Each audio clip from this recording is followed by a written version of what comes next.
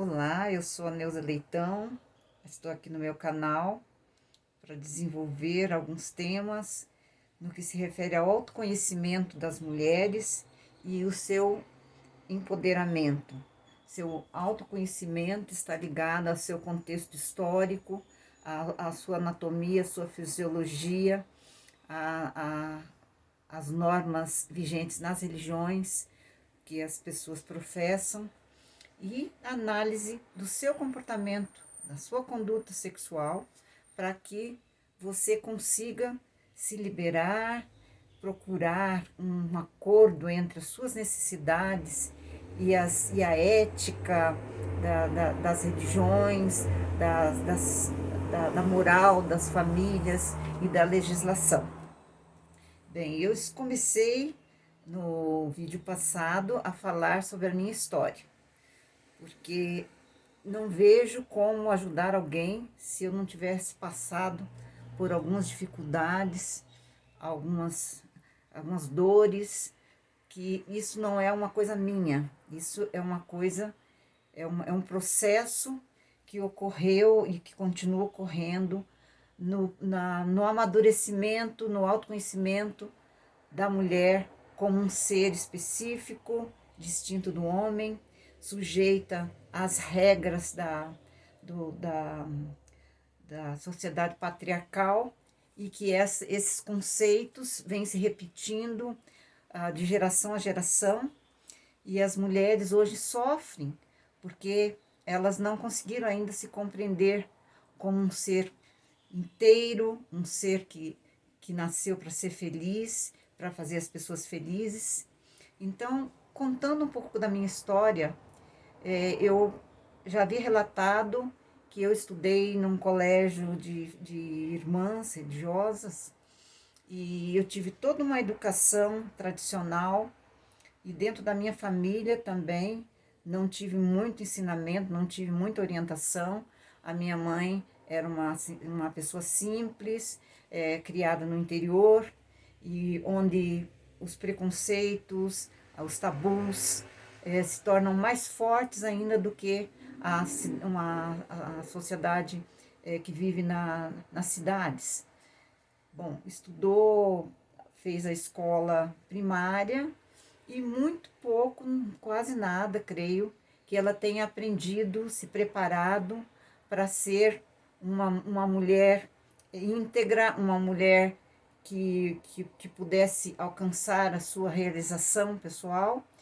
Tanto é que ela nos contava que quando veio morar na cidade, ela era enfermeira, trabalhava como enfermeira no hospital, e assim que conheceu meu pai, ele já foi proibindo ela de trabalhar, diz que a mulher dele não iria trabalhar fora, que a mulher era para cuidar dos filhos, e assim ela fez.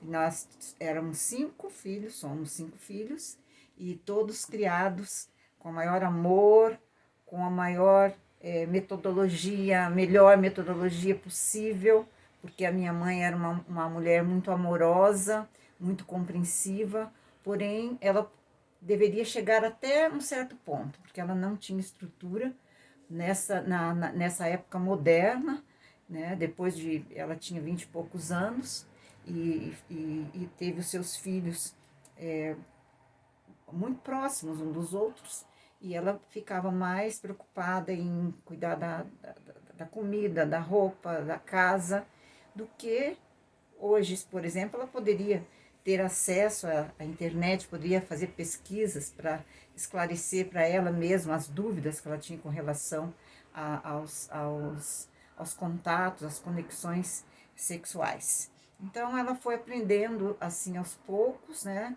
Quando se casou, aprendeu com o marido, e mal e porcamente, né? Porque como que um homem simples, rude, que não teve uma educação mais refinada, vai tratar essas questões sexuais com a esposa, né? Com que ele se casou para ter uma família, para gerar os filhos. De repente, quando a mulher começa a se tornar mãe, ela já não é mais uma mulher. Então, ela se transforma simplesmente numa criatura acolhedora que está ali uma provedora do lar.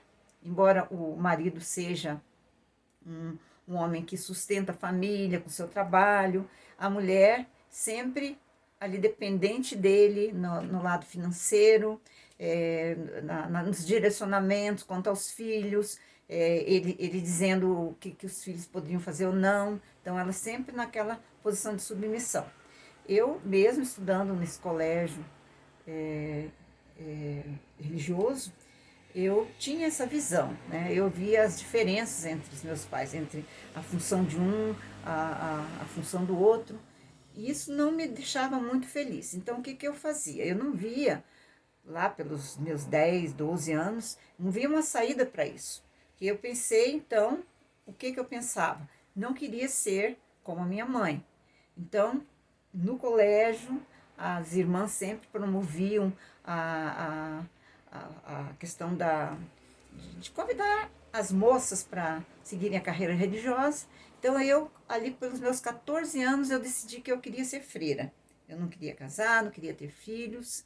Não por causa da sexualidade, porque naquela época não era, a gente não tinha muitos estímulos. Então, a sexualidade ficava um pouco enrustida.